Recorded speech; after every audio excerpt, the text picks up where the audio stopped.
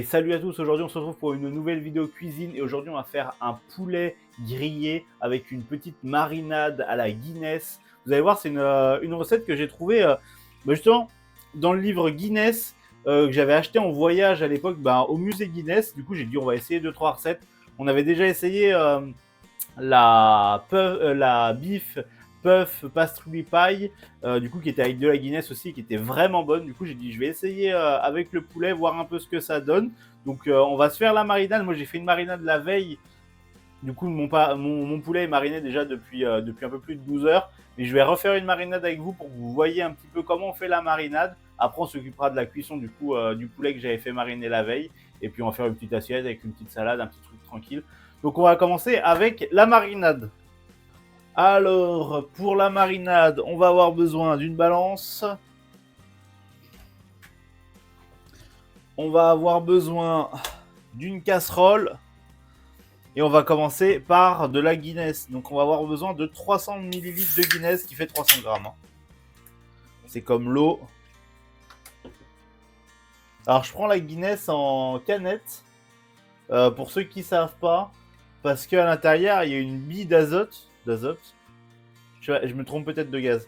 Mais en gros, qui fait la même sensation que les pressions qu'on peut retrouver en Irlande, qui elles sont directement reliées au gaz en plus de la bière. C'est ça qui fait le charme de Guinness. Si vous achetez de la Guinness en bouteille de verre, vous aurez un truc qui s'éloigne un peu plus de la vraie Guinness qu'on peut trouver en Irlande. Donc je prends ça. C'est une technologie qu'ils ont brevetée eux-mêmes. Et en vrai, c'est pas la même Guinness qu'en Irlande, mais c'est vrai que ça s'en rapproche un peu plus. Du coup, on a besoin de 300 grammes de Guinness. Dans les 300 grammes de Guinness, on va y ajouter aussi... Alors, c'est toujours ça, je suis jamais sûr, mais je pense que je sais. La teaspoon, ça doit être la cuillère à café, même si eux, ils appellent ça la cuillère à thé. Et à côté de ça, on a la tablespoon, qui est la cuillère à manger. Du coup, j'imagine que c'est la cuillère à soupe pour nous. Ça, j'avoue, c'est ma traduction en moi. Donc, on va mettre une cuillère à café d'épices à cajun. Hop. Donc, on va rajouter là-dedans 2 gousses d'ail. Hop. J'en ai fait quoi du couteau? Tac.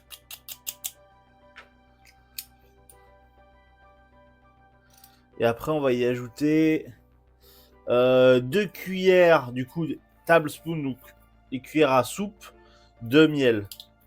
Alors, 2 cuillères à soupe de miel. Je sais pas si j'en avoir assez là, mais au pire, j'ai un autre truc de miel.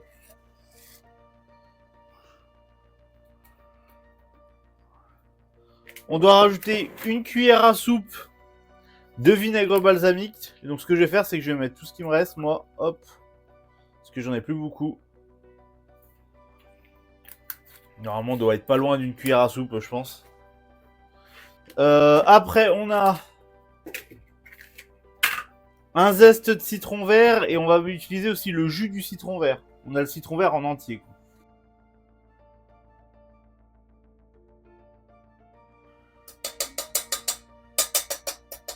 Parfait.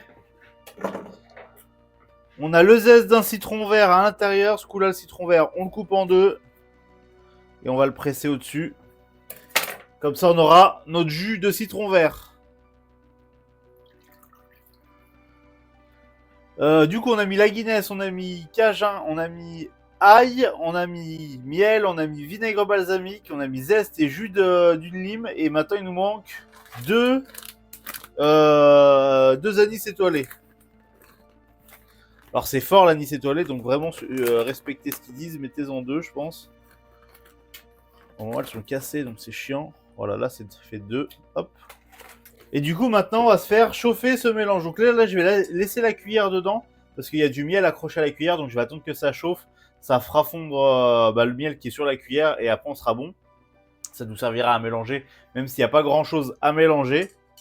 Et là, on fait chauffer ça, et on le fait cuire pendant 10 minutes. Comme ça, on le laisse réduire de moitié, et on va essayer de concentrer un peu les goûts, et du coup, on aura notre marinade pour le poulet. Let's go. Au feu.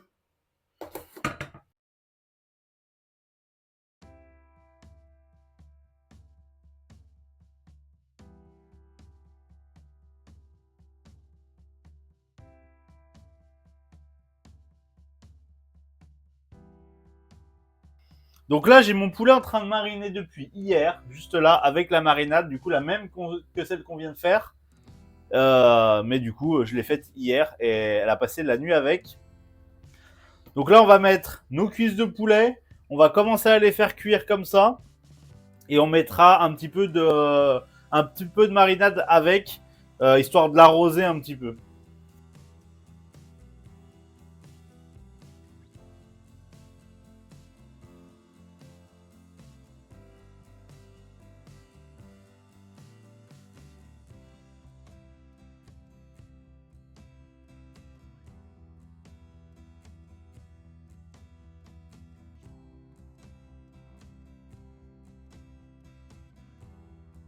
Vraiment, ça devrait ressembler à ça.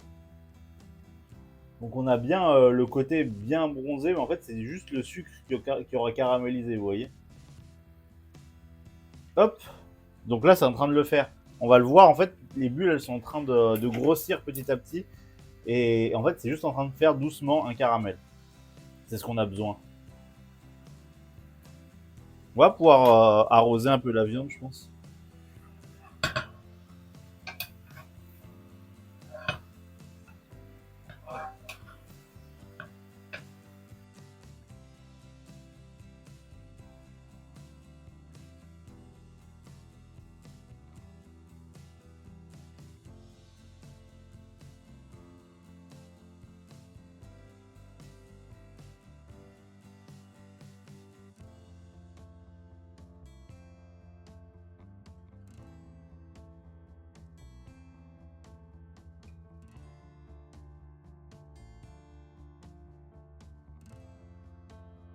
Là vous avez le poulet du coup à la Guinness avec une petite salade fraîcheur à côté.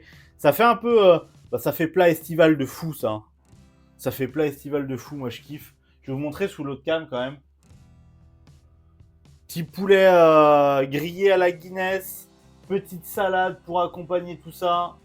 Je sais jamais où se situe la cam, mais juste là, hop là. On a deux petits citrons aussi qui ont été un petit peu grillés dans le caramel là. Franchement, je pense que ça va être un petit banger ça à midi. Hein. Et voilà, du coup, on arrive à la fin de cette vidéo. J'espère que cette vidéo vous a plu. Si elle vous a plu, lâchez un petit pouce en l'air. Marquez-moi en commentaire si jamais ça vous a donné envie de refaire cette recette chez vous. Ou alors si vous avez des idées recettes pour les prochaines semaines. En ce moment, je suis un peu à court d'idées. Donc j'avoue, si vous avez une idée ou deux, je suis preneur. Sur ce, on se retrouve pour une prochaine vidéo, une prochaine recette. À la prochaine tout le monde.